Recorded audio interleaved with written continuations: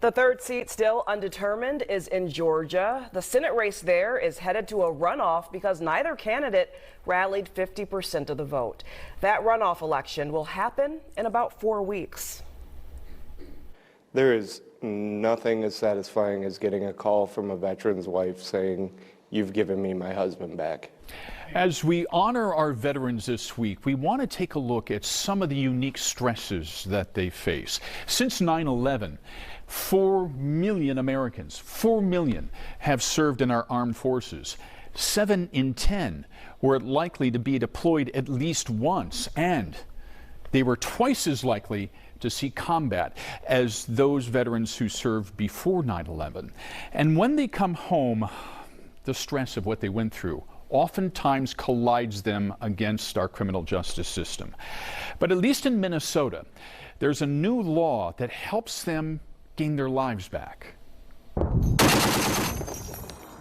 Each year, roughly 200,000 active duty service members leave the military. So for me, getting out of the military was pretty traumatic. Berlynn Fleury left the Marine Corps in 2011 after serving in Afghanistan.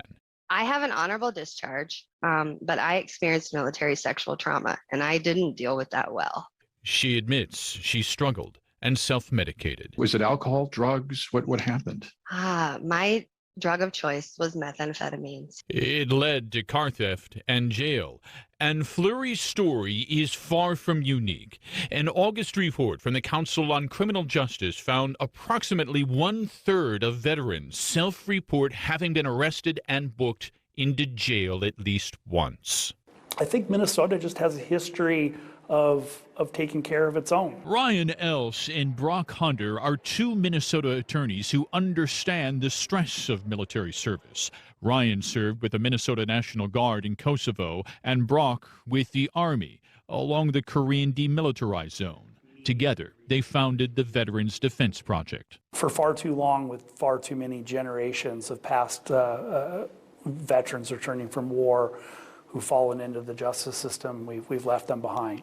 With the help of the St. Thomas Law School, along with prosecutors and judges, they passed the Minnesota Veterans Restorative Justice Act in 2021. The law allows judges to defer prosecution of minor crimes in favor of treatment. The veteran is required to take responsibility for their actions, and they have to enter a guilty plea. And then that plea, rather than being entered on the record as a conviction, goes into the judge's pocket, so to speak. And if they complete their treatment and rehab like Fleury did in 2018, the conviction is tossed out. I was able to go to college. I was able to believe in myself.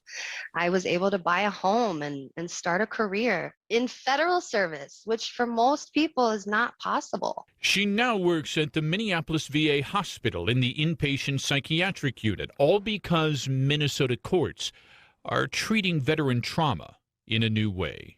I think it says that the nation will make good on its promise to bring them all the way home. Now, the St. Thomas School of Law is holding a special 2-hour event on Friday called Honoring Veterans with Restorative Justice. The goal here is to pass more of these laws across the country. To find out more information, you can simply visit St. Thomas EDU, the law school, on their events page.